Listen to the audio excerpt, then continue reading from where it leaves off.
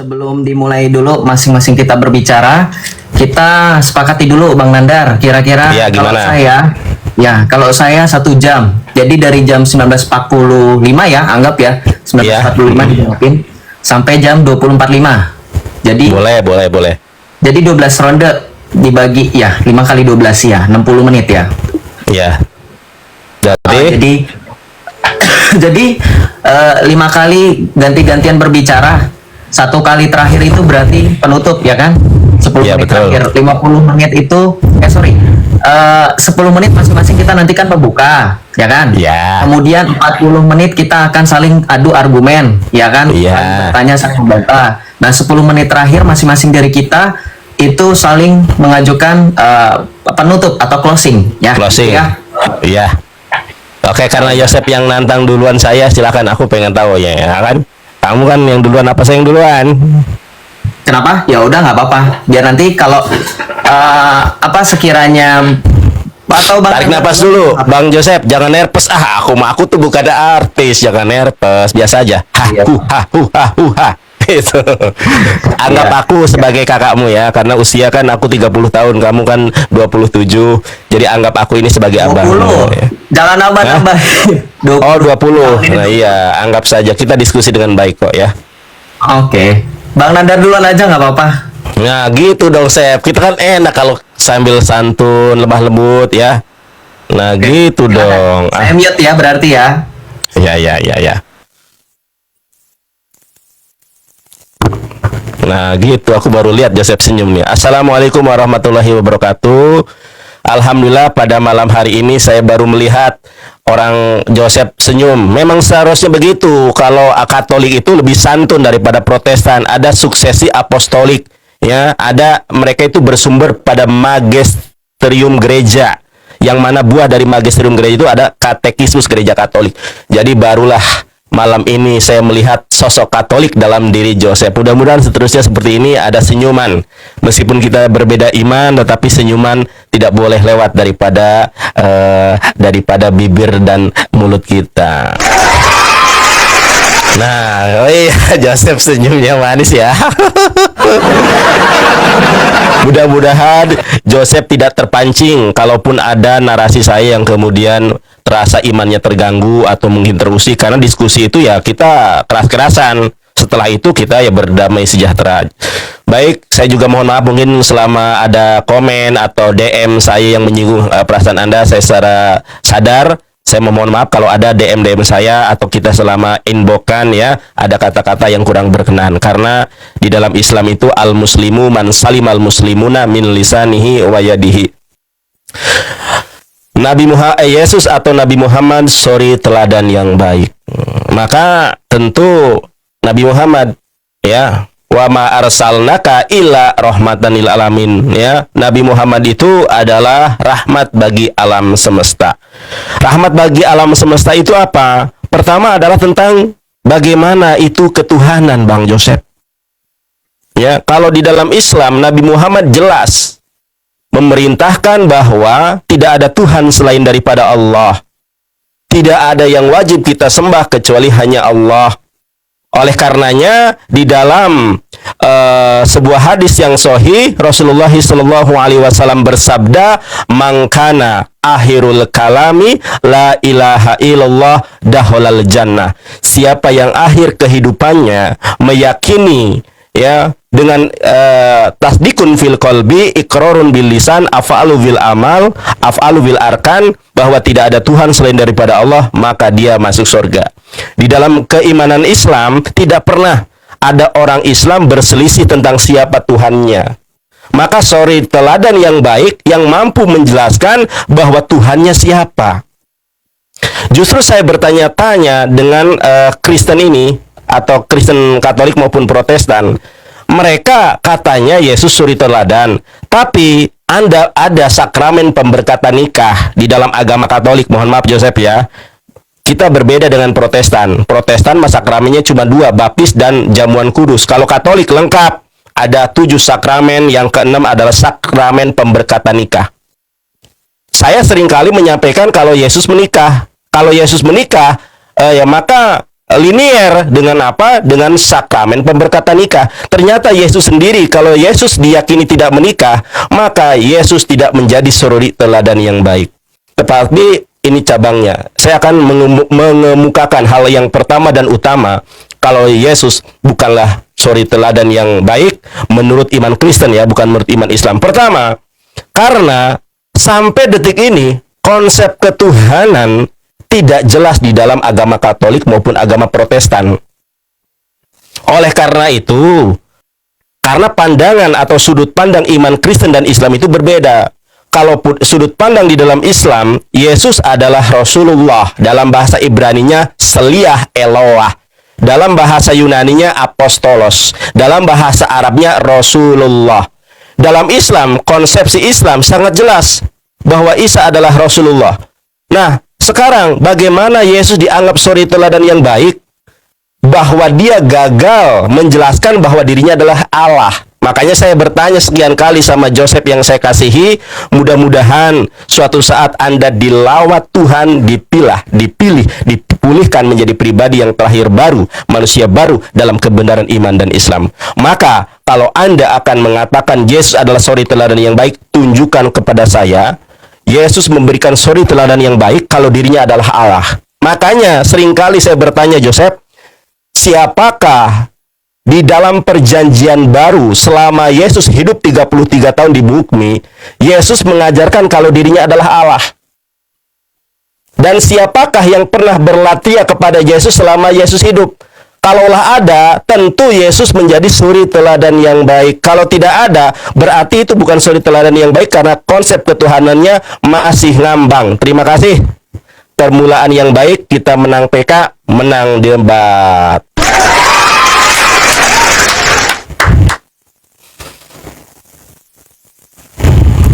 Nggak ada suara Sep. Oke, silakan di accept. Oke, baik. Kita mulai dengan beberapa limitasi ya. Saya nggak mendengar adanya limitasi, jadi saya yang limitasi. Limitasi itu apa? Batasan dalam debat. Kita lagi bahas tentang suri tauladan, bukan lagi bahas konsep ketuhanan. Ini saya tahu nih. Seorang Endang Sunandar akan merempet ke konsep ketuhanan karena dia tahu tidak ada suri tauladan dalam Muhammad. Saudara dengar tidak? Ada berapa banyak ciri-ciri atau poin-poin utama untuk menegaskan Muhammad itu suri tauladan? Tidak ada. Bahasnya Yesus Tuhan, Yesus Tuhan, Yesus Tuhan. Malah bahas Katolik Protestan, Katolik Protestan. Dari mana ada linear atau sejajar atau relasinya dengan tema? Ini udah out of context. Udah beda ini. Maka saya kembalikan sesuai dengan tema kita yang sudah disepakati, suri tauladan.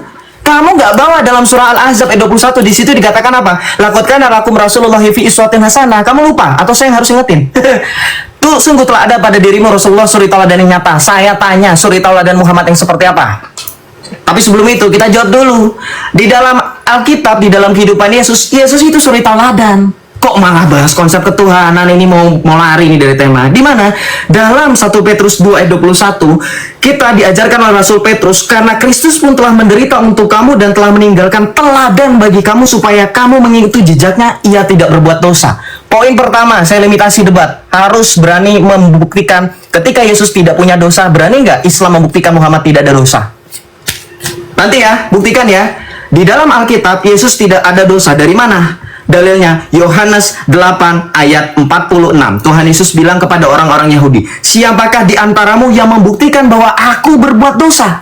Apabila aku mengatakan kebenaran, mengapakah kamu tidak percaya kepadaku? Orang Yahudi tidak ada yang berani membuktikan Yesus berbuat dosa. Bantah saya dengan dalil bahwa Yesus berbuat dosa. Tidak ada. Kemudian di dalam Ibrani 3 ayat 1 sampai ayat 1 dan 3, oleh sebab itu Yesus yang juga adalah Rasul, yang juga adalah Nabi menurut kamu, itu dikatakan apa? Sebab imam besar, yaitu saudara-saudara kudus yang mendapat bagian dalam panggilan surgawi, pandanglah kepada Rasul imam besar yang kita akui yaitu Yesus. Sebab Yesus dianggap layak mendapat kemuliaan lebih besar daripada Musa. Ada nggak di dalam Al-Quran atau hadis Muhammad mempunyai kemuliaan lebih daripada Musa? Tidak ada. Ini poinnya banyak di saya loh. Kamu tidak ada dalam Al-Quran, suri tauladan disebutkan tidak ada.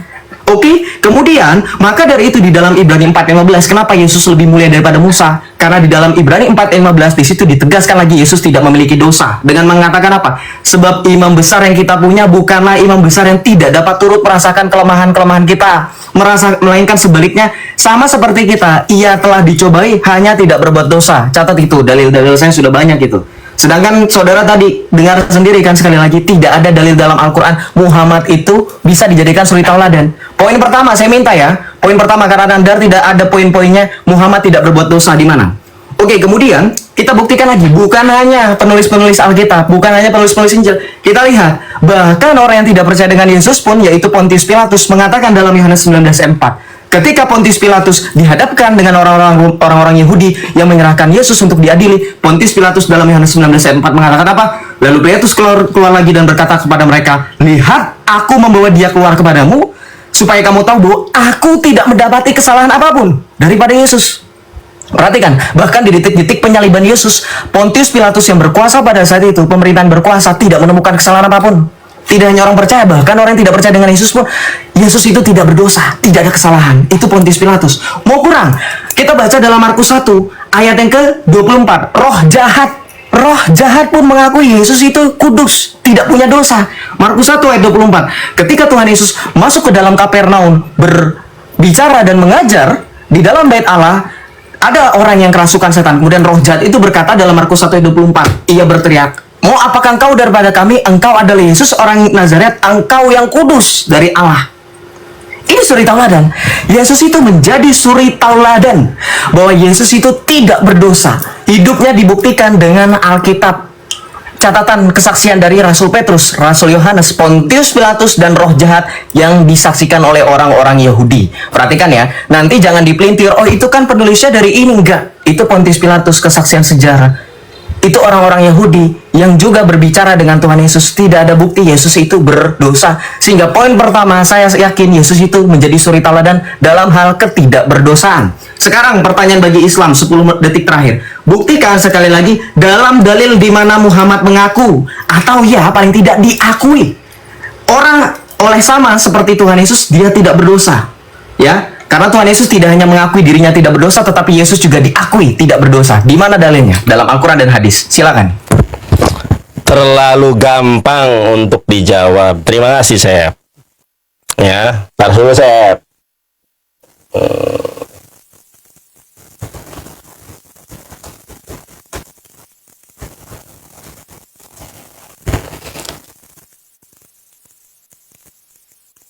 Oke, baik. Terima kasih. Bismillahirrahmanirrahim. Sangat gampang sekali ya pertanyaan Joseph. Benar, di dalam Quran surat Al-Ahzab kalau kita lihat ya. Ini tadi mau saya sampaikan, cuma waktunya tidak terlalu banyak ya. A'udzubillahi minasyaitonirrajim. Bismillahirrahmanirrahim. Laqad kana lakum fi Rasulillahi uswatun hasanah. Jadi dalam diri Rasulullah SAW itu ada uswatun hasanah. Makanya tadi saya bilang Nabi Muhammad jelas mengajarkan tentang konsep ketuhanan, tentang Tuhan itu siapa jelas. Tapi Kristen tidak jelas. Itu akan saya ulas di sesi berikutnya. Sekarang saya akan menunjukkan. Justru Yesuslah makhluk berdosa, Joseph. Nabi Muhammad itu di dalam ayat Al-Quran dikatakan dosanya sudah diampuni, baik yang telah lalu maupun yang akan datang. Itu sudah dia langsung. Dosanya sudah diampuni, yang bahkan bukan hanya Nabi Muhammad. Semua dosa para nabi itu sudah diampuni, baik yang lalu maupun yang akan datang. Itulah konsepsi di dalam Islam. Apakah di dalam Kristen Yesus tidak berdosa? Ngawur. Saya tunjukkan. Pertama, dosa Yesus adalah membolak-balikan meja. Ya, dia tidak punya kasih. Kalau kita lihat di dalam Matius 21. Nah, kita lihat teman-teman ya. Lalu Yesus masuk ke bait Allah dan mengusir semua orang yang berjualan di halaman bait Allah. Ia membalikan meja-meja penukar uang dan bangku-bangku pedagang merpati dan berkata kepada mereka, ada tertulis rumahku adalah disebut rumah doa, tetapi kamu menjadikannya sarang penyamun. Katanya ajaran kasih.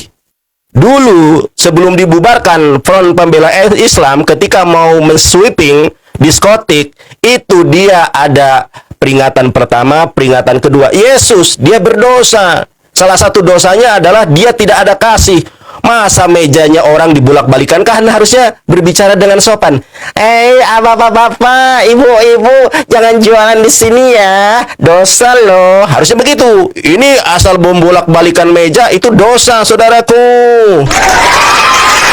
Makanya di dalam Islam al muslimu man salimal muslimuna min lisanihi wa yadihi. Jangan tertunduk malu. Saya tunjukkan dosa kedua Yesus.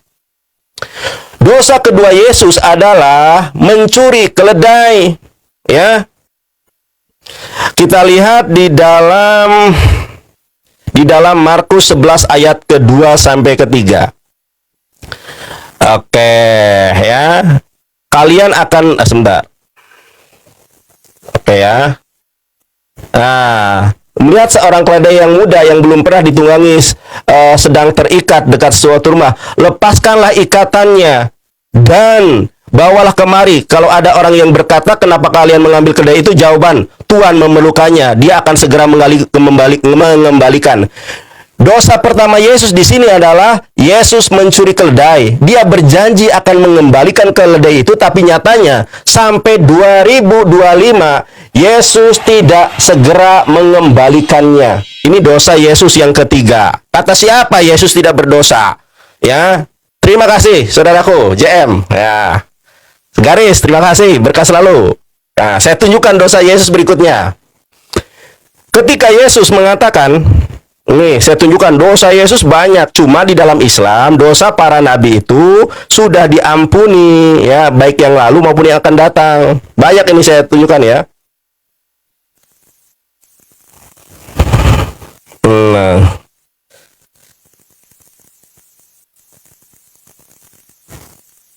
Nah, ini kita lihat nih. Sekarang Yesus berbohong. Di mana Yesus berbohong? Lihat di sini Joseph, jangan nangis. Lihat, nanti ketika ini nggak bisa jawab kamu. Kata Yesus kepada mereka, tidakkah ada tertulis di dalam kitab Taurat kamu, aku telah berfirman kamu adalah Allah. Di dalam bahasa Yunaninya, apekrite hautois ho ho ho Yesus au kestin gegramenon enton nomo human ego aifateu heste dan tetet. Pertanyaan saya, ya, di dalam kitab Taurat mana ada tertulis sebuah kalimat kamu adalah Allah? Di mana? Kalau tidak ada, berarti Yesus berdusta. Sekarang pertanyaan saya, di dalam kitab Taurat mana ada tertulis kamu adalah Allah? Di mana? Kalau enggak, berarti Yesus berbohong, berdusta. Sedangkan berdusta adalah hal yang berdosa. Kalah PK, kalah debat, Joseph.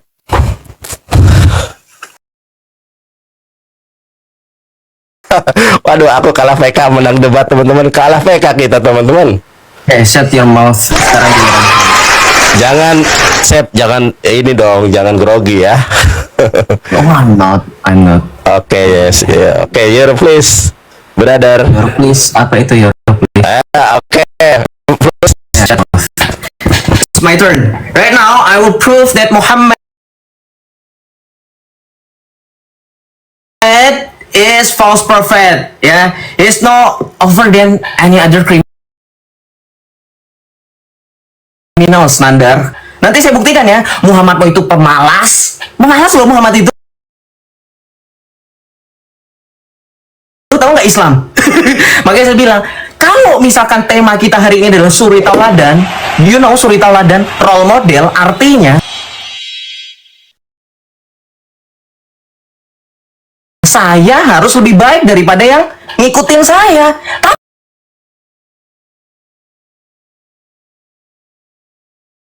Apa bedanya Muhammad? Misalkan kita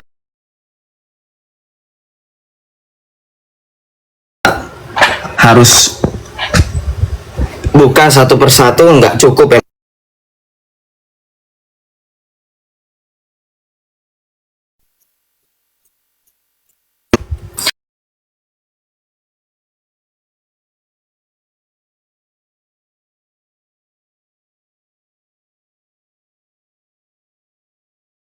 Istighfar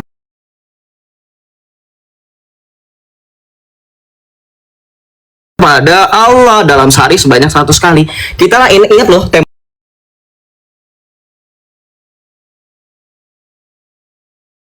temanya suri tauladan. Harusnya kalau berbicara suri tauladan,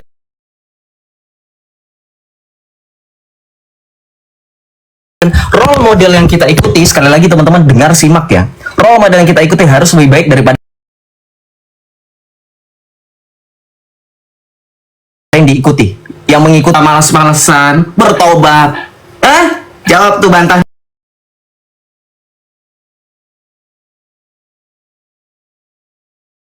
Nanti oke, kita akan bantah yang pertama masih bahas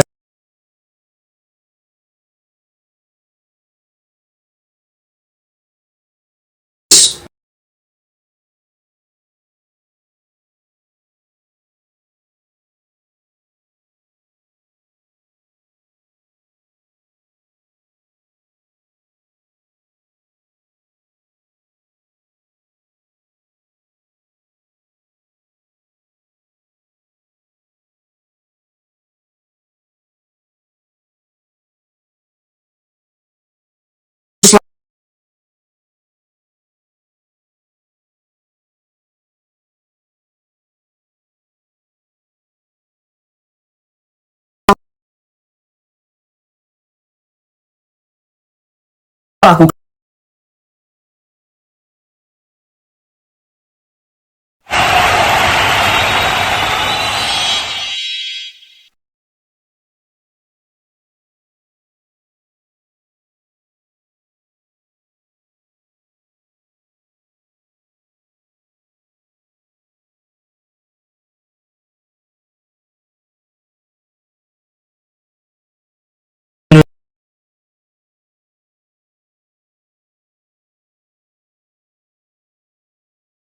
Kalau seandainya Yesus itu berdosa karena membolakkan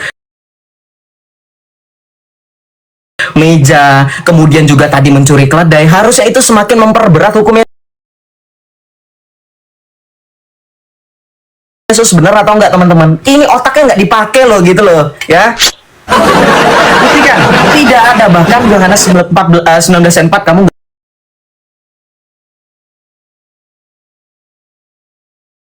nggak bantah. Kemudian, ketika dikatakan mencuri keledai juga, oke, sekarang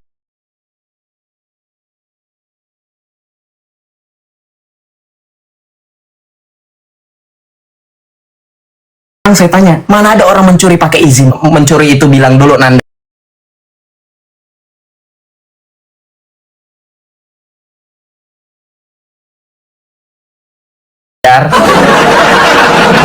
Mana saya balik lagi, sekali lagi.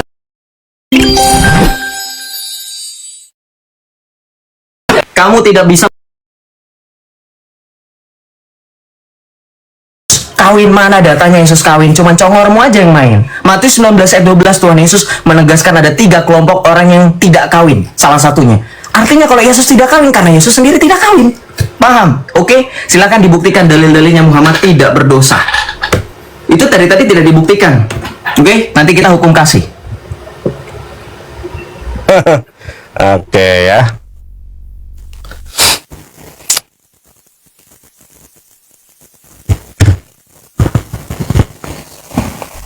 Baik.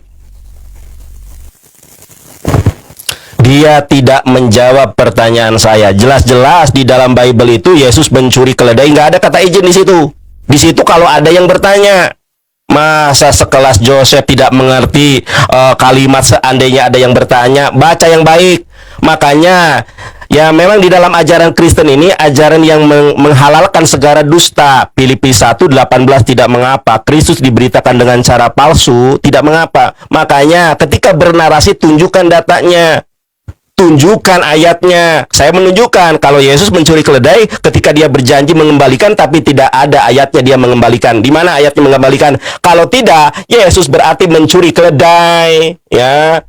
Nah, kamu lihat di dalam Matthew Henry, ya, di dalam Matthew Henry Filipi 2 ayat ke-6. Yesus itu miskin dan nista, tidak memiliki tempat untuk meletakkan kepalanya, hidup dari sedekah. Jadi yang malas itu Yesus. Coba kau baca di dalam Matthew Henry, di dalam Filipi 2 ayat ke-6. Yesus itu miskin untuk hidup saja, dia harus mengandalkan sedekah dari orang lain. Jadi yang malas itu adalah si Yesus. Jadi kita jangan kemalasnya nih ya, karena Yesus memang dia hidup miskin, nista. Itu menurut Matthew Henry.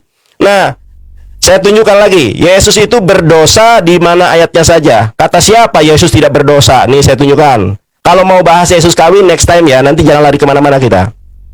Nih saya tunjukkan. Kan sudah saya bilang. Di dalam Kristen Roma 3 nomor ke-7.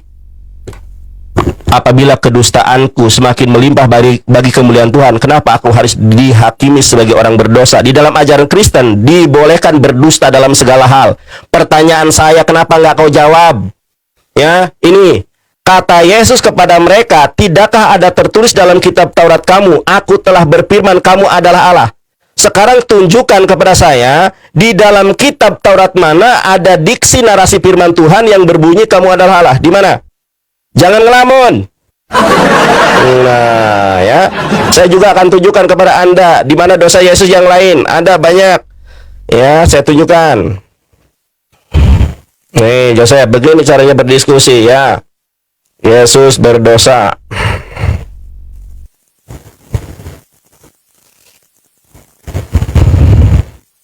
Nih.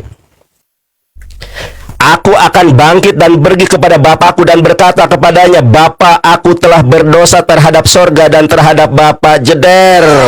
Yesus berdosa, saudara. Aduh, nangis Joseph. Kalah PK, kalah debat. Oke. Ntar saya tunjukkan lagi dosa Yesus, ya. Nah, dosa Yesus itu udah banyak banget. Waduh, terima kasih Mr. X. Luar biasa Anda. Ya. Nih, saya tunjukkan kepada kamu. Oke, sabar ya, bodoh. Ntar ya. Sabar.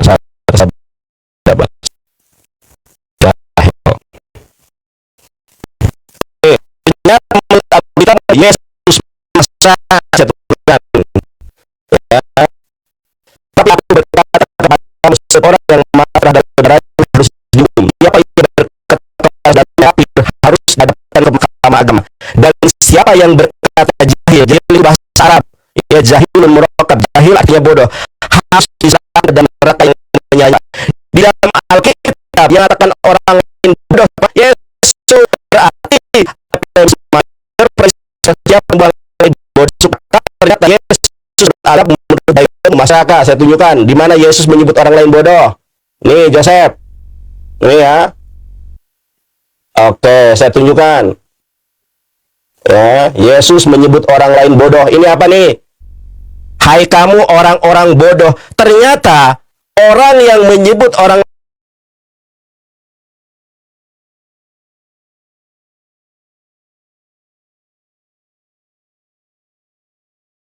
Siron jadinya. Loh, Pusing deh Siron ini. sebentar. Kalau Anda mengatakan saya bingung, saya baca ulangi lagi. Katakanlah Nabi Muhammad, perkataan siapa?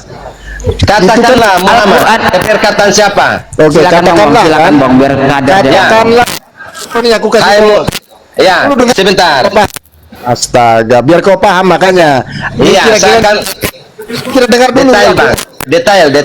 Ya, Dengar dulu. Katakanlah. Dengar, makanya dengar. Dengar Dengar dulu biar kau paham. Bukan ngeyel, Bang. Saya tanya lagi, Bang. Yang mengatakan katakanlah dalam kurung Muhammad. Perkataan Dengar siapa ini? dengar dulu makanya biar kau nangkap. Loh. Ini aku analogikan ya. Aku di sini berkata kepadamu, dengarkanlah Iron. Katakanlah kepada jemaatmu, kau beriman kepada Allah. Itu perkataan siapa? Yang kuperintahkan siapa di situ mengatakan? Kalau perkataan itu benar. Nah, perkataan di dalam Quran ini tidak benar. Makanya saya katakan. Sebentar saya bacakan. Saya bacakan. Saya bacakan. Abang pahami atau tidak, Bang? Dengar dulu makanya biar kau nangkap, Iron. Katakanlah Iron, kasih tahu kepada jemaatmu jangan kau menyembah manusia. Itu perkataan siapa? Nggak tahu perkataan siapa? Itu perintah kepada kamu agar engkau mengatakan kepada jemaatmu tidak menyembah anak manusia. Contoh begitu. Paham? Itu kata siapa? Dengar makanya baik-baik. Ini katakanlah Iron, itu kata-kataku kan? Sebentar, saya balik kamera biar Anda Dulu. paham ya. Dengar dulu, makanya dengarkanlah Iron, katakanlah kepada jemaatmu, jangan kau menyembah anak Maria. Kira-kira itu perkataan siapa? Kepada siapa aku memerintah? Ya, kau harus baca ini baik-baik, Bang. Astaga, Iron. Katakanlah dalam kurung Nabi Muhammad. Ini perkataan siapa? Jawab. Al-Quran itu perkataan Allah, diperintahkan Ya. kepada Nabi Muhammad untuk mengatakan kepada umatnya. Gimana? Iron, Allah Aduh, memerintah. parah memang. Ya, ini memang Dengar Iron, parah. dengar Iron nih. Allah memerintahkan kepada Parah, Nabi. Bang. Untuk Dengar sekilas dulu. bahasa Indonesia Anda tuh nggak paham. Dulu, biar kau yang nggak paham, kau sekolah di mana? Dengar ya. Dengar baik-baik, Bang. Perintah. Katakanlah Muhammad. Perkataan siapa ini? Astaga, di situ kalimat itu memerintah. Katakanlah Iron. Iya, jangan katakanlah. Perintah siapa ini? Kabur. Gak bisa. Terus yang ini teman-teman ya, kamu adalah Allah. Itu Yesus sudah berbohong. Belum lagi yang Yesus berjanji kepada orang yang di pinggirnya ketika disalib, kamu di Firdaus pada hari ini juga. Padahal Yesusnya masih di bumi. Kamu adalah Allah. Kamu adalah Allah. Kamu adalah Allah itu dalam Yohanes 10:34. Teman-teman lihat ini. Ini yang nggak bisa dijawab sih masih Joseph. Kata Yesus kepada mereka, tidakkah ada tertulis di dalam kitab Taurat kamu, aku telah berfirman kamu adalah Allah. Di dalam bahasa Yunaninya, ave krite hautois ho Yesus, auk estin gegramenon ento nomo humon ego eipat teoi este. Tidakkah ada tertulis dalam kitab Taurat kamu? Ternyata itu bukan tertulis dalam kitab Taurat. Tertulisnya di dalam Mazmur. Mazmur itu bukan kitab Taurat. Mazmur itu dalam kategori ketubim. Debater dari Kuningan, Jawa Barat. Terima kasih yang sudah ngegip. Ya, berkah selalu yang sudah nonton. Joseph, demi Allah, dalam Islam itu namanya ada Al-Qasam. Al-Qasam itu bersumpah atas nama Allah. Demi Allah, saya nggak memutuskan, tetapi dia sendiri yang memutuskan diri. Nandar, waduh, diskusi baik-baik malah menghujat Rasulullah. Gua balikin lah, ya berdasarkan data kan. Kita diskusi baik-baik malah menghujat Rasulullah. Ya gua balikin lah.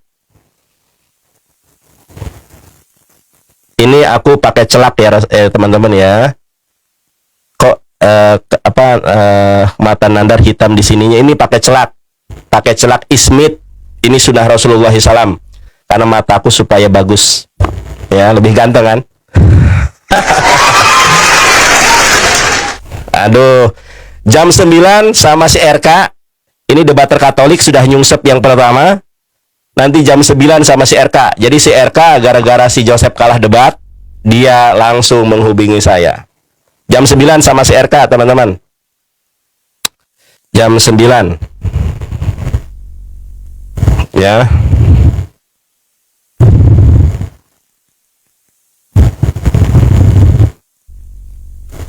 Mana nih, jam 9.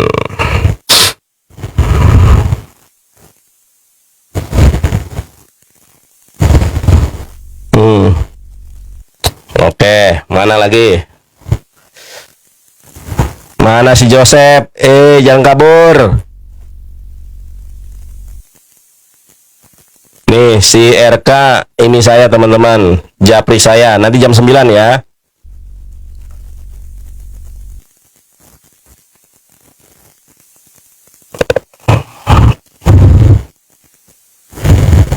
Malam PK yuk. Oke. Tema apa? Nah ini nanti si RK jam 9. Ini si RK ya. Dia itu memang suka mengadu domba. Nah dia yang bilang gini nih. Wah lu dasar RK lu. Sudah ada di YouTube teman-teman ya. Teman-teman yang di YouTube, terima kasih yang sudah menonton. Ada di YouTube. Jadi ini ada di YouTube.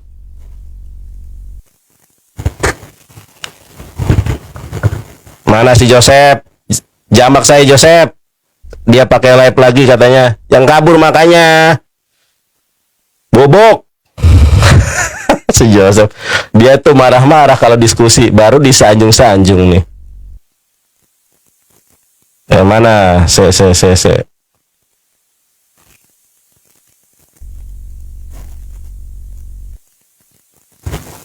Mana si Joseph? Jangan kabur. Gua tunggu.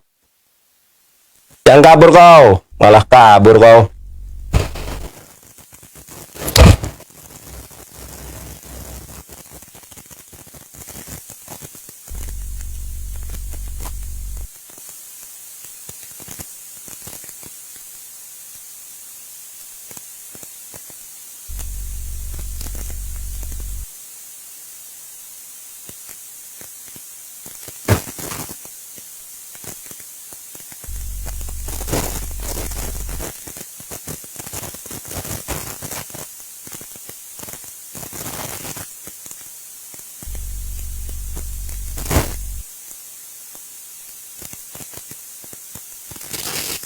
Mana si Joseph ini?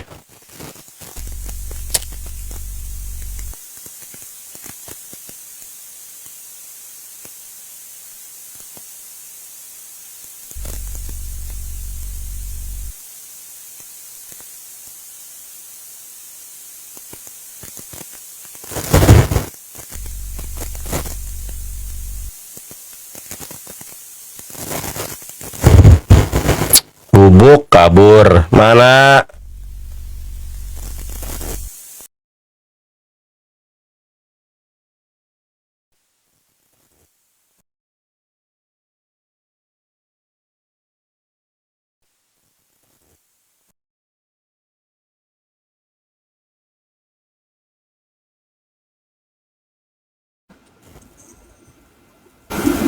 Assalamualaikum. Waalaikumsalam warahmatullahi taala wabarakatuh, Abang Da. Jadi Yosef dia udah live, tapi kendalanya karena belum follow-followan. Oh gitu. Nah, jadi kan nggak bisa di follow balik kecuali si Yosef masuk ke sini pakai akunnya. Nah, Joseph suruh masuk ke sini dulu gitu ya.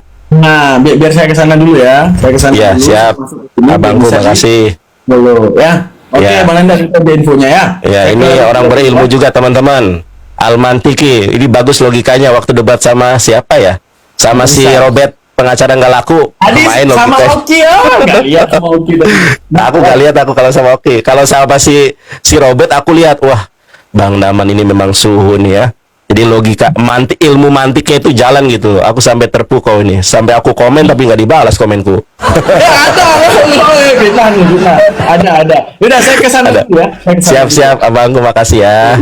Assalamualaikum. Waalaikumsalam.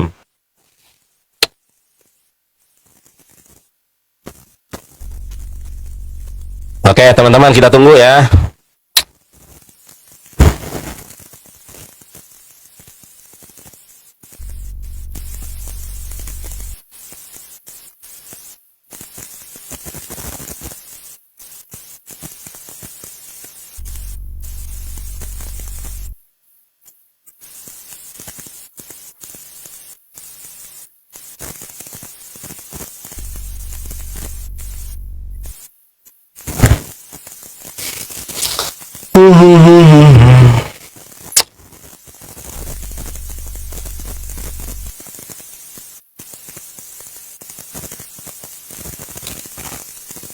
Joseph suruh ke sini, invite follow gua, nanti gua follow back ya.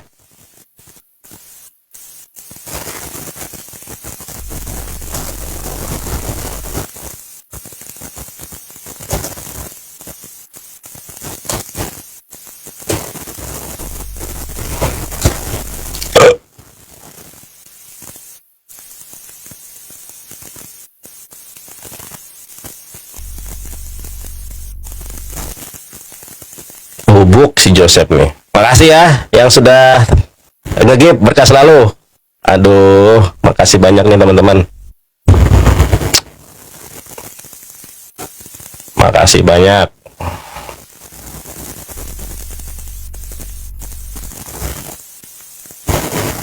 Kita nunggu si Joseph.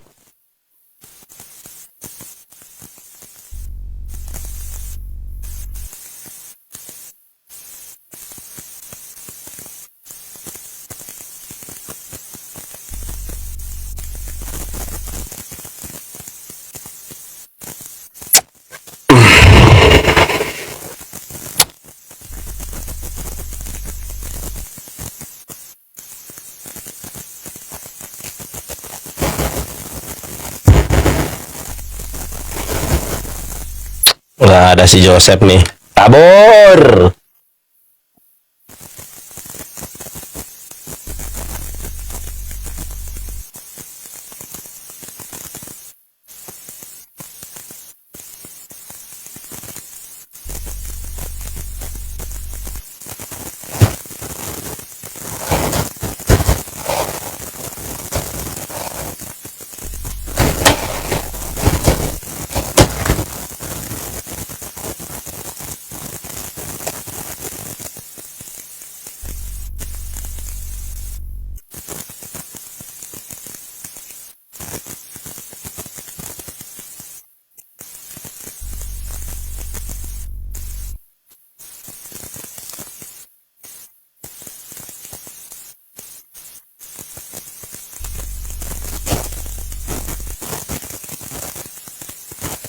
Mana si Joseph nih?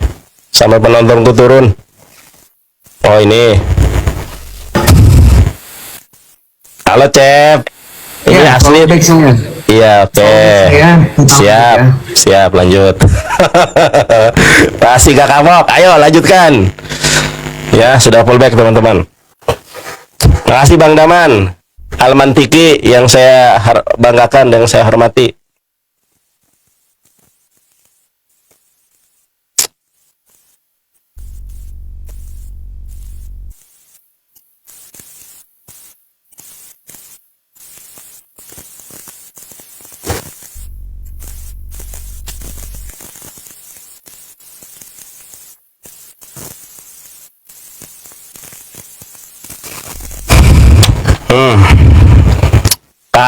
Kapok si Cecep.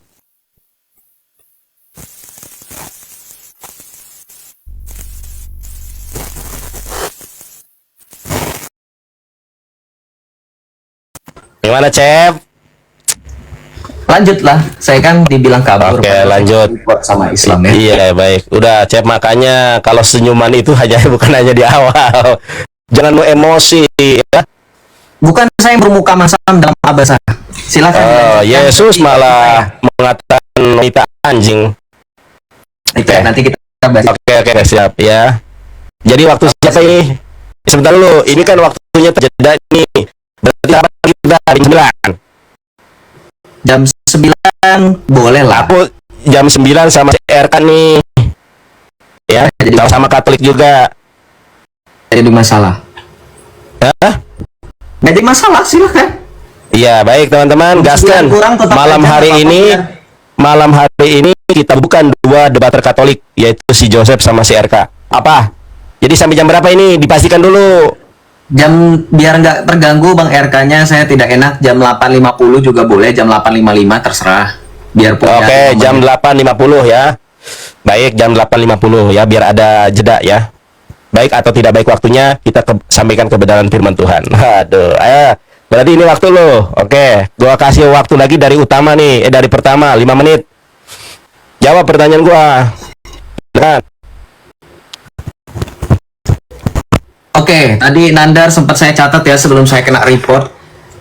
Tidak menjawab sama sekali. Di mana dalilnya Muhammad tidak berdosa? Berputar-putar di ayat-ayat itu saja. Malah bertanya dengan ribuan pertanyaan. Saya bingung, Nandar. Kamu tidak fokus ya? Saya tanya di mana dalil bahwa Muhammad pantas diikuti? Tidak ada. Malah bahasa Yesus terus. Saudara dengar nggak dari tadi? Al-Quran sama sekali sedikit loh persentasenya dibacakan dibanding dengan firman Tuhan kami. Itu luar biasanya firman Tuhan. Lebih enak, lebih pantas didengar daripada Al-Quran, betul nggak? Karena tidak ada Al-Quran dari tadi dikeluarkan. Kemudian ketika dari tadi dikatakan bahwa tidak ada istilahnya izin.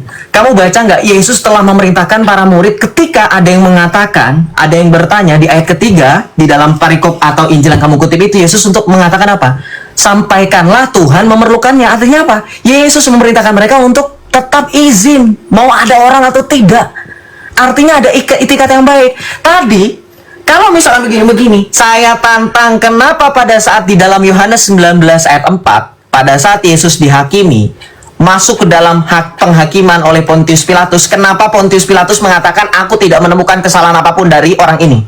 Logikanya Nandar, mana otak kamu? Mana pengikut Muhammad yang cerdas itu?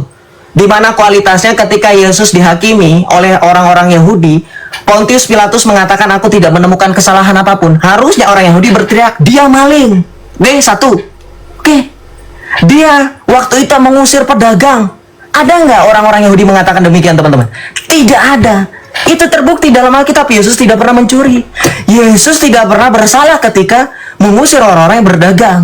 Dari mana diratakan? Yang harusnya ditangkap itu orang yang memerintahkan untuk berperang dan berbuat keras kepada orang kafir. Kita lihat. Ini keterbalikan. Jadi saya anggap Nandar tidak mampu untuk menjawab ya. Tidak mampu ya, karena sudah 2 kali ronde saya tanya balik di mana dalil Muhammad tidak berdosa, tidak ada. Kemudian malah membuktikan Yesus berdosa, padahal sudah dijawab berulang-ulang dengan ayat yang kuat. Posisinya Yesus tidak berdosa. Pada saat penghakiman, Yesus tidak dikatakan sebagai maling, tidak dikatakan sebagai orang yang ngusir-ngusir orang lain, tidak ada. Logikanya Islam itu di mana ketika Pontius Pilatus mengatakan aku tidak menemukan kesalahan apapun, harusnya ada pemberat hukuman. Kamu kan lawyer ngakunya. Lawyer, ya. Kalau terdakwa, didakwa itu ada hukuman pemberat gak saya tanya? Dikenakan pasal berlapis gak saya tanya? Logika main, mana Islam kamu mana?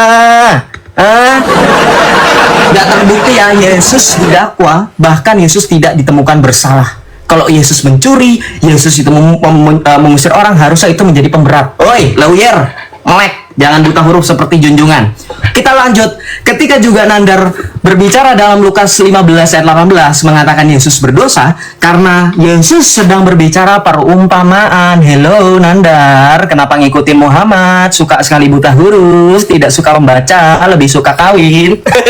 Nah, mau baca nih. Ini perumpamaan tentang anak yang hilang. Ketika Yesus aku masih ingat kan, karena aku catat, aku menghargai lawan bicaramu. Aku nggak tahu data-dataku dicatat atau enggak. Kamu cuman ketawa-ketawa nyengir nggak jelas ya.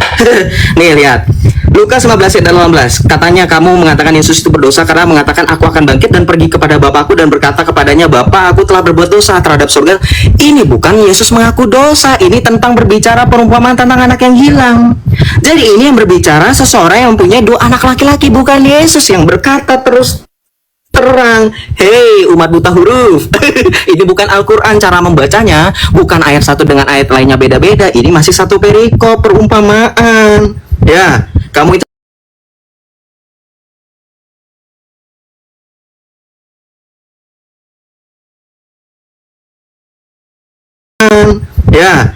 itu oke. Kamu mengatakan di situ, jangan Matius 23 ayat 17 dulu. Kamu mengatakan di dalam Alkitab tertulis bahwa ketika Tuhan Yesus mengatakan engkau adalah Allah. Oke, saya balikan kamera dulu. Aduh, ini waktu saya jadi terbuang-buang. Banyak sekali pertanyaan Anda, sedangkan Anda tidak mampu menjawab pertanyaan saya sama sekali ya. Di mana di dalam Mazmur 87 di situ dikatakan bahwa engkau adalah hakim-hakim, dan di situ dikatakan dia adalah Allah. Gitu loh. Yohanes 10:36, apakah kamu masih berkata kepada dia yang dikutuskan oleh Bapa, aku anak Allah? Di dalam Mazmur 82, di mana hakim-hakim Israel yang menerima firman Allah disebut dengan Allah atau Elohim. Maka Yesus bukan lagi berbohong, Yesus lagi mengutip orang-orang Israel yang dalam Mazmur 82 itu dikatakan sebagai otoritas Allah atau mengaku sebagai Allah itu sendiri. Ya. Kalah PK, menang debat. Jikalau Allah adalah Bapakmu dan seterusnya. Habis waktunya. Pertanyaan saya ya, saya sudah menjawab pertanyaan saya. Habis waktunya ya. Joseph tidak mampu menjawab pertanyaan saya. Kita lihat teman-teman ya. Di dalam Islam semua para nabi itu maksum. Belum dimulai waktunya. Belum dimulai waktunya. Ya biasa aja Cep, kamu itu ya ampun dari tadi nggak nunjukkan data. Nih kalau gua ya, Quran surat Al-Fath ayat kedua ya. Nah, supaya Allah mengampuni, memberi ampunan kepadamu terhadap dosamu yang telah lalu dan yang akan datang, serta menyempurnakan nikmatnya atasmu dan memimpin kamu ke jalan yang lurus. Ceder ya.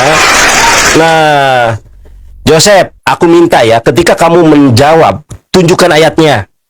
Tidak seperti saya menunjukkan ayat terus. Di sini jelas-jelas Yesus berbohong. Ini loh, Joseph, Yesus berbohong. Berbohong dosa atau tidak? Nih, lihat. Kata Yesus kepada mereka, tidakkah ada tertulis dalam kitab Taurat kamu, aku telah berfirman kamu adalah Allah. Sekarang jawab pertanyaan saya. Ternyata ini tidak tertulis di dalam Taurat. Kamu mampu dan bisa atau tidak membedakan Taurat dan Ketubim. Jangan-jangan nggak mampu dia. Ternyata, jangan kabur. Sini dulu. Sini wajahmu. Giliran nanti itu waktumu. Ini sudah saya tunjukkan. Dia malah. Di sini wajahmu. Nanti aku juga kayak gitu ya. Mazmur 82 ayat ke-6. Aku sendiri telah berfirman, kamu adalah Allah dan anak yang maha tinggi kamu sekalian. Nah, ini bukan kitab Taurat, Joseph. Jadi Yesus salah kutip. Kalau salah kutip berarti berdusta dalam segala hal. Nanti kalau waktumu baru kau bukakan data. Giliran waktumu nggak kau tunjukkan data. Giliran Yesus berdosa malah dibilang perumpamaan. Memang Kristen ini. Yesus bawa pedang. Ya, ini dosa Yesus juga teman-teman ya. Yesus bukan membawa damai. Matius 10 ayat 34. Nih, Yesus membawa apa di sini? Jangan kamu menyangka bahwa aku datang untuk membawa damai di atas bumi. Aku datang bukan untuk membawa damai, melainkan pedang. Apa kata Yesus? Sebab aku datang untuk memisahkan orang tua dari ayahnya, anak perempuan dari ibunya, menantu perempuan dari ibunya. Ini perbuatan dosa atau tidak? Memisahkan orang tua. Jangan nangis. Jeder. Ayo, satu lagi saya tunjukkan. Ya, ente tahu nggak Joseph? Ketika Yesus menjanjikan ke orang yang di samping Yesus ketika disalib, pada hari ini juga kamu bersamaku di Firdaus, Yesus sudah berbohong.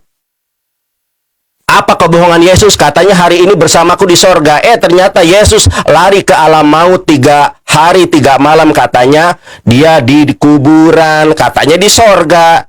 Dosa Yesus ada lagi itu. Udah berapa tuh? Udah 10 dosa Yesus. Jadi saya tunjukkan lagi tadi ayatnya.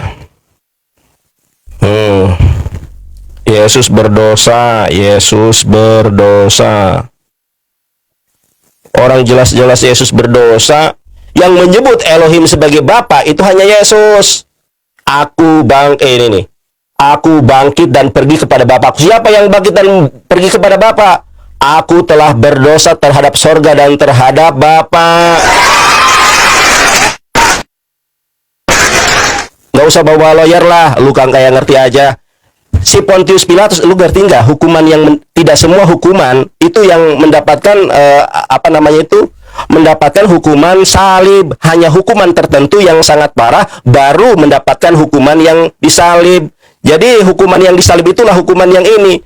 Ya, si Pontius Pilatus nggak ngerti akan itu. Ya, tetapi Yesus ketika mencuri keledai, sekarang kita baca ayatnya. Yesus mencuri keledai, katanya ada izin, mana ada izin. Nih, tunjukkan ayatnya ada izin di situ. Ini ada 2 Yesus, ada 2 dosa yang dilakukan Yesus. Nih. Oke.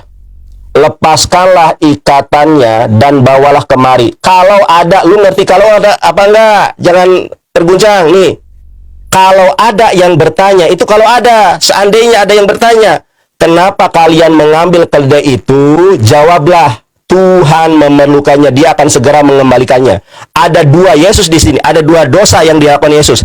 Pertama, dia akan segera mengembalikan keledai itu. Sekarang tunjukkan ayatnya di mana Yesus mengembalikan keledai itu.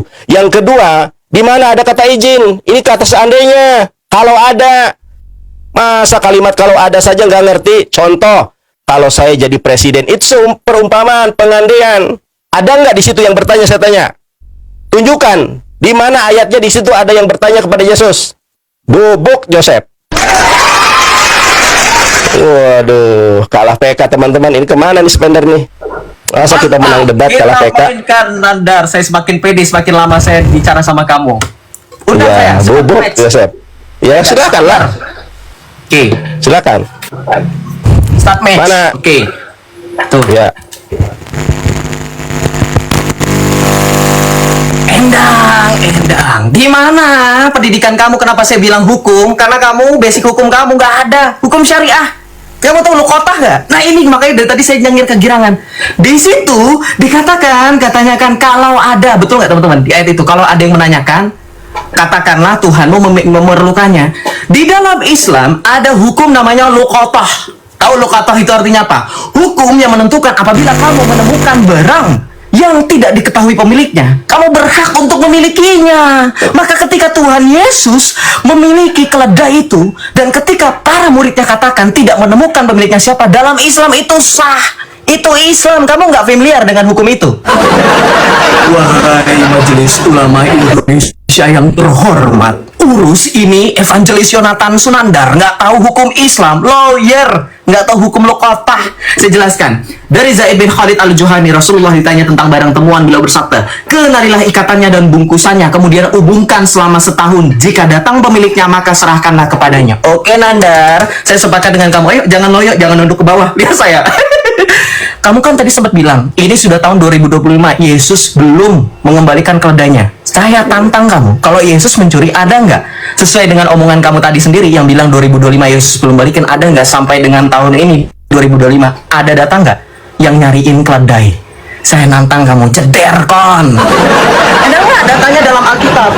Ada tertulis pencuri Yesus yang telah mencuri keledai itu dicarikan oleh pemiliknya. Karena di dalam hukum Islam, sekali lagi, dalam hukum luqatah, dalam hadis riwayat Bukhari nomor 2427 dikatakan, jika tidak datang pemiliknya, maka terserah engkau boleh pakai. Tetapi jika suatu hari pemiliknya datang, maka serahkan kepadanya. Saya minta kamu datanya 2025, ada yang minta keledai itu.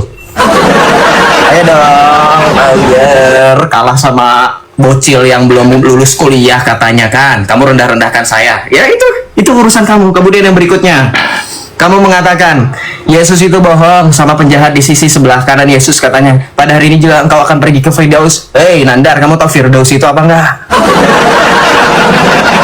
Bukan kebun jannah seperti Islam. Tidak langsung ke surga. Memang Yesus turun kala maut, itu bukan bohong. Ya, tipologinya adalah pada saat Yunus berada di dalam perut ikan paus. Begitu loh, kita baca dalam 1 Petrus 3:19. Saya nggak tunjukin data karena makan waktu. Saya sebutin, makanya catat ayat-ayatnya. Oke, 1 Petrus 3:19. Di situ tulis apa? Yang dibunuh dalam keadaannya sebagai manusia, ya, tetapi dibangkitkan menurut roh. Kamu baca dalam 1 Petrus 3:19. Dan di dalam roh itu juga ia pergi memberitakan Injil kepada roh-roh yang di dalam penjara, yaitu kepada roh-roh mereka yang dahulu pada waktu Nuh tidak taat kepada Allah. Jadi Yesus turun kala maut untuk membebaskan mereka. Dibawa kemana? Ke surga. Tetap ke surga. Kenapa Yesus harus turun kala maut? Karena Yesus harus mengalahkan maut. Itu makanya dalam pengakuan iman rasuli kami dikatakan yang wafat turun ke tempat penantian pada hari ketiga bangkit dari antara orang mati. Dia turun ke alam maut, bukan dia mengalami maut seperti Muhammad sampai dengan detik ini nggak bangkit-bangkit, tapi dia mengalahkan maut. Lihatlah dalam Wahyu 1 ayat 17 sampai 18. Dan orang yang berbicara itu kepadaku berkata, lihatlah aku telah mati namun aku hidup untuk selama-lamanya. Aku telah mati namun aku hidup untuk selama-lamanya. Aku memegang kunci maut dan kunci kerajaan maut. Itu Tuhan Yesus. Balik lagi, pertanyaan saya nggak dijawab dari tadi. Kamu bilang katanya, nih saya sekarang balikan kamera.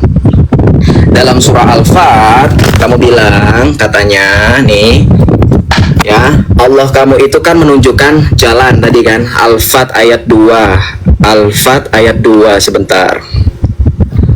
Al-Fat, ya, Al-Fat ayat 2. Perhatikan Islam, ini kontradiksi Nabi kalian. Lihat, agar Allah memberikan ampunan. Ini Muhammad ternyata punya dosa dan Muhammad perlu ditunjukkan ke jalan yang lurus. Ini Allahmu yang berdusta, kenapa? Ternyata Allah nggak nunjukin jalan, kenapa? Karena ternyata Muhammad berkata dalam surah Al-Ahqaf ayat 9, katakanlah aku bukan Rasul yang pertama di antara Rasul dan aku tidak mengetahui apa yang akan diperbuat Allah kepadaku dan kepadamu. Bohong, jeder kon. Tuhanmu tukang bohong, PHP, pemberi harapan palsu. Sedih saya apa kalau ikuti Muhammad, sedih saya kalau jadi orang Islam ternyata dikasih PHP loh, nggak dikasih tahu apa yang akan diperbuat. Bantah dengan data ya. Saya itu dari tadi suka kamu itu bantah Alkitab, tapi saya juga sudah bantah langsung. Oke, ya sekali lagi, kamu bilang tadi katanya tidak ada hukuman yang mengerikan. Saya tanya sama kamu, hukuman salib itu untuk apa? Untuk pencuri. Bubuk, habis. Aduh, teman-teman, kita menang debat masa kalah PK ini. Sultannya pada kemana dong? Ayo menangin PK juga. Oke. Terima Joseph. Nggak menjawab pertanyaan saya. Ati babal janati yaumul qiyamah fa astaftihu fayaqul hojin man anta ana Muhammad. Fayaqul umirtu laftahu min qablaka. Bahkan Yesusmu itu tidak bakal masuk surga kalau Nabi Muhammad tidak masuk surga terlebih dahulu. Ya, tunjukilah mute, jangan nangis kau. Kemudian Nabi Muhammad itu adalah jalan yang lurus itu sendiri. Quran surat ke-36 surat Yasin. Yasin wal Qur'anil Hakim. Innaka laminal mursalin. Engkau ini termasuk di antara para rasul ala syiratim mustaqim, yang berada pada jalan yang lurus jeder. Aduh, Joseph nih. Bahkan Joseph, kenapa tadi kau nggak tanggapi? Yesus itu masuk neraka menurut kitabmu. Ya, Yesus itu berbohong. Nih, Nandar, tunjukkan di mana yang mencari keledai. Kitabmu itu kalau yang baik ditulis, kalau yang buruk tidak ditulis. Di mana ayatnya? Ini Joseph. Kenapa nggak ada tertulis ada yang mencari keledai? Ini baca Matius 21 ayat 25. Masih banyak hal-hal lain lagi yang diperbuat oleh Yesus, tetapi jika semuanya itu harus dituliskan satu persatu, maka agaknya dunia ini tidak akan dapat membuatnya. Makanya ketika yang mencuri keledai itu dihapus, dihilangkan. Orang jelas-jelas ayatnya dia mencuri keledai, berdosa mencuri keledai itu, brother. Nih, makanya jangan banyak alasan. Kalau buka data saya waktunya, ya saya juga ada waktu. Kenapa kamu tidak bisa memanfaatkan waktu dengan baik? Ya ini kan ini. Yesus mencuri keledai itu perbuatan dosa. Kalau ada yang bertanya, kalau itu kan ini pengandaian, masa lu nggak ngerti? Katanya S1, masa S1 nggak ngerti? Kalau ada yang bertanya, kenapa kalian mengambil keledai itu? Jawablah, Tuhan memerlukannya, dia akan segera mengembalikannya. Di mana ayat mengembalikannya itu? Sekarang saya tanya juga, di mana? Karena ini adalah poin. Di situ ada ada dosa besar yang dilakukan oleh Yesus. Pertama, mencuri keledai. Yang kedua, dia berjanji mengembalikan tapi tidak mengembalikannya. Jeder kan. Terus yang kedua, Yesus berjanji kepada orang yang di sampingnya, hari ini juga kamu bersamaku di Firdaus. Yesusnya masih di bumi. Lu ngaco-ngaco lu jawabannya kemana-mana. Oh, Yesus masih di bumi di situ. Yesus bahkan mati ke alam maut. Bangkit hari ketiga 40 hari lalu perjamuan kudus, barulah dia naik ke sorga. Berarti di sini Yesus berdusta. Itu poinnya. Ya, nih, Joseph.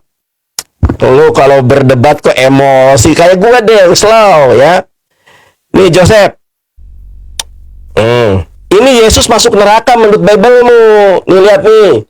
Nih, tetapi aku berkata kepadamu, setiap orang yang marah terhadap saudaranya harus dihukum.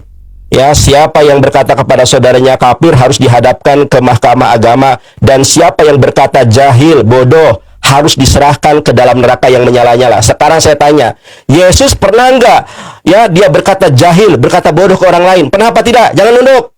Nah, ternyata Yesus berkata kepada orang lain bodoh. Kalau begitu Yesus masuk neraka. Saya tunjukkan ayatnya. Ya kan ada premis mayor, premis minor. Masa sudah lulus S1 nggak lulus nih. Ini nih, Joseph. Yesus mengatakan kepada banyak orang, hai kamu orang-orang bodoh. Ternyata Yesus masuk neraka menurut Bible-mu. Kan kan kalau lu kuliah dan lu bikin skripsi dia nggak jadi itu. Kan ada premis mayor, premis minor. Ngerti premis apa enggak? Jangan-jangan nggak ngerti dia. Mau nangis dia. Joseph, aduh, mau nangis Joseph. Joseph, contoh begini. Lulusan UIN Sunan Ampel Surabaya, ganteng-ganteng. Yonatan Nandar, lulusan UIN Sunan Ampel Surabaya, itu namanya premis minor. Premis mayornya, lulusan UIN Sunan Ampel Surabaya, ganteng-ganteng dan pinter-pinter. Yonatan Nandar, lulusan UIN Sunan Ampel Surabaya, berarti Yonatan Nandar ganteng. Sama. Yesus mengatakan, siapa yang mengatakan orang lain bodoh, dia masuk neraka. Yesus sendiri yang bilang, hai kamu orang bodoh. Terus, Yohanes 10:34, Yesus juga berbohong. Kenapa Tuhan kau berbohong? Sebab ada tertulis dalam kitab Taurat kamu. Ternyata tertulisnya dalam kitab Mazmur. Lu ngerti nggak kitab Taurat? Masa jadi Katolik kok goblok minta ampun? Kitab Taurat itu Sefer Beresit, Semot, Vaikra, Bamidbar, Devarim. Makanya belajar bahasa Ibrani. Kalau kitab Mazmur, Sefer Tehilim, Misbor Daud, itu namanya kitab Ketubim. Jangan nunduk, kalah debat. Menang PK, tapi gua menang PK, lu kalah debat. Bobok. Debater Katolik. Yesus masuk neraka menurut Bible. Bu. Aduh, jangan nangis. Oke, Joseph. Joseph yang saya hormati, ini waktunya sudah 24.6. Lu closing, nanti gua closing. Soalnya tadi sampai jam 8.50 ya. Soalnya saya mau sama si RK. Oke? Closing, silakan. Oke. Silakan. Oke. Ya, teman-teman perhatikan, saya dengan berani malam ini juga membuktikan Yesus satu-satunya suri tauladan. Tidak ada bukti ketika Nandar tadi bilang Yesus pencuri. Yesus apa tadi kan sempat ada kan katanya Yesus membalikan atau mengusir pedagang. Tidak ada bukti. Di mana itu menjadi pemberat hukum Yesus? Kamu tadi sempat mengatakan, makanya hukuman salib itu kamu kan nggak ngerti. Nandar, pada saat Yesus hendak disalibkan ada yang bernama Yesus Barabas yang punya hukuman apa, teman-teman? Ini katanya ahli Alkitab, kristolog terkenal, evangelis. Kamu baca nggak Alkitab?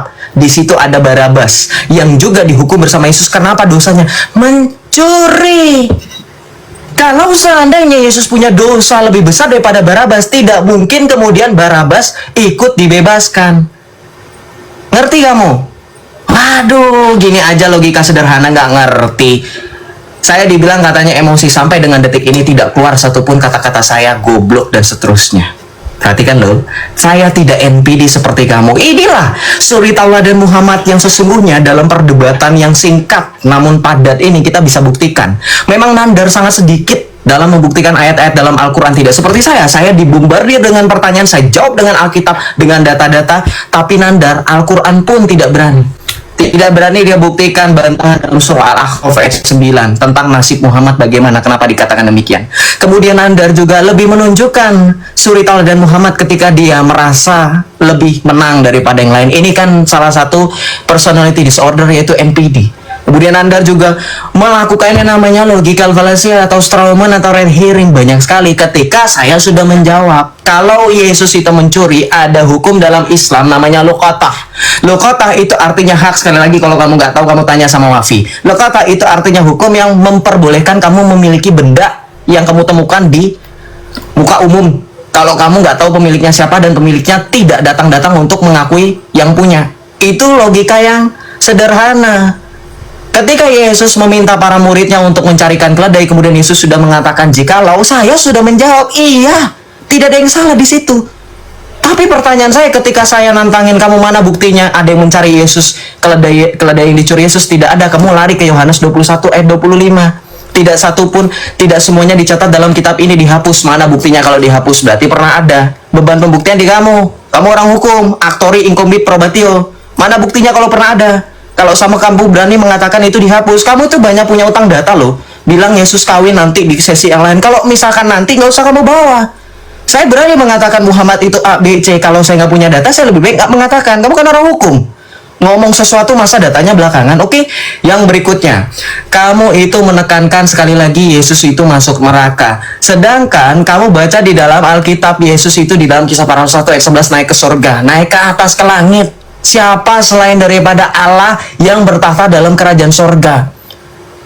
Kamu tanya sama orang-orang Ahlussunnah wal Jamaah ketika ditanya, Allah fis sama, Allah itu ada di semayam di atas arasy, di atas langit ketujuh. Siapa yang naik ke langit?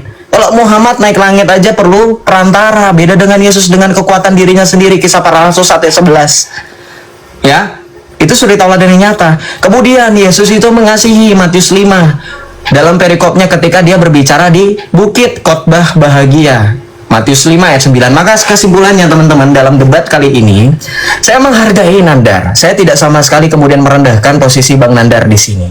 Namun agaknya penghormatan dari Bang Nandar itu tampak sia-sia ketika tadi ternyata dia tidak mampu menahan emosi. Katakan saya yang emosian, tapi ternyata dia pun sama.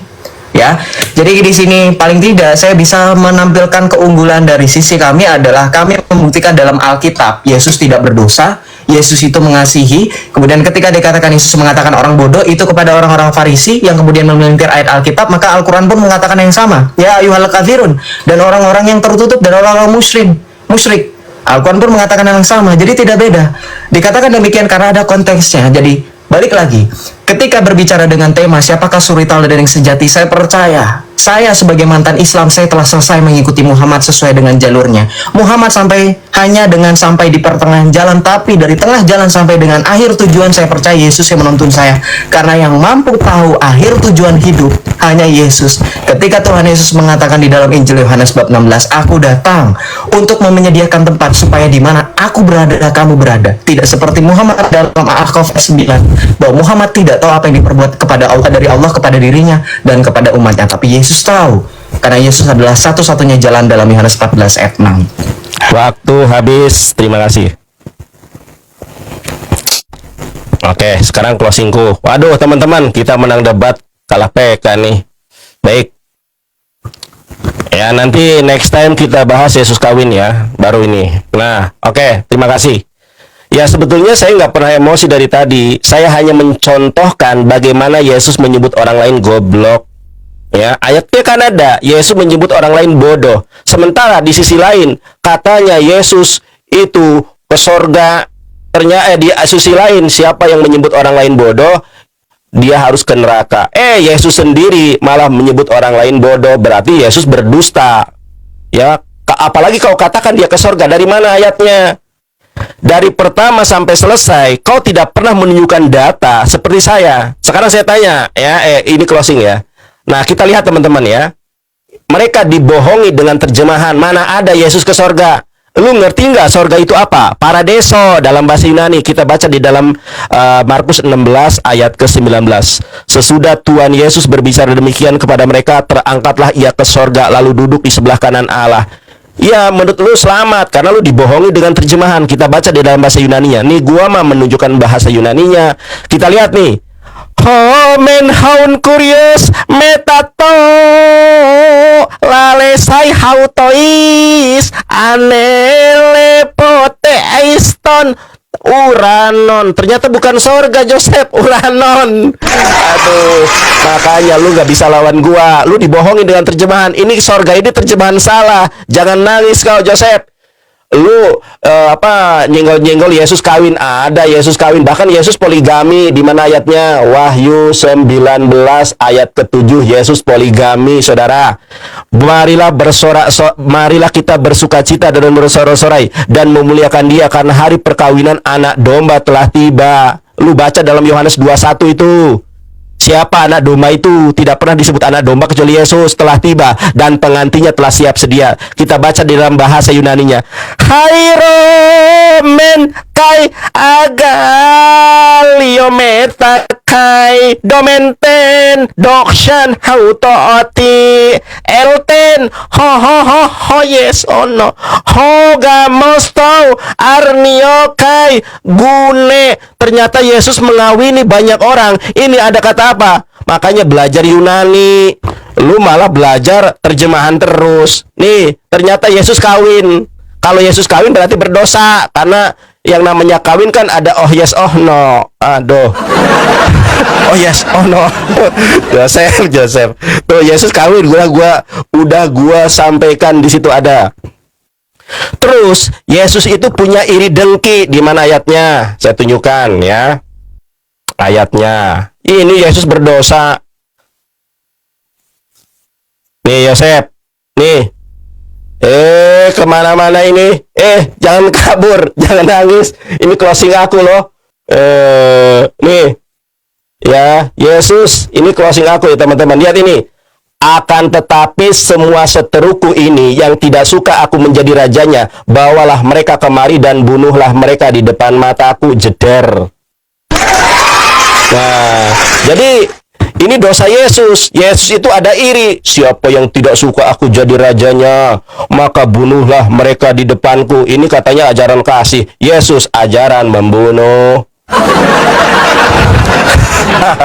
Aduh, saya tunjukkan lagi Joseph. Ada lagi, ya. Ada lagi, mana satu lagi nih? Ya, Yesus itu banyak dosanya. Mencuri keledai tidak ini teman-teman ya. Yesus berdosa. Yesus berdosa. Nih. Nah, si Paulus aja mengakui kalau Yesus berdosa. Ini waktu saya closing. Dia yang tidak mengenal dosa telah dibuatnya menjadi dosa. Berbuat dosa. Ini si Paulus nih 2 Korintus 5 nomor 21. Ya, dia dibuatnya menjadi dosa karena kita. Jadi Yesus sudah berdosa karena kalian. Karena di dalam ucapan Roma 5:12, upah dosa adalah maut. Ternyata Yesus harus masuk neraka karena upah dosa adalah maut loh. Roma 5 nomor 12. Terima kasih Joseph. Jangan kapok diskusi dengan saya, karena debater Kristen itu jarang yang berani. Kamu sudah nekat karena kamu menantang tema ini, ternyata kamu bubuk juga. Terima kasih teman-teman yang sudah tap-tap layar. Setelah ini kita berdiskusi dengan si RK, jangan kemana-mana. Ternyata menurut Bible-nya Kristen, Yesus berdosa dan masuk neraka. Siapa yang menyebut orang lain bodoh, maka harus diserahkan ke neraka. Terima kasih Joseph. Jangan marah ya Sep. Nanti kita debat lagi. Dah, makasih Cep. I miss you. Ya. I love you. Ya Cep ya, makasih ya.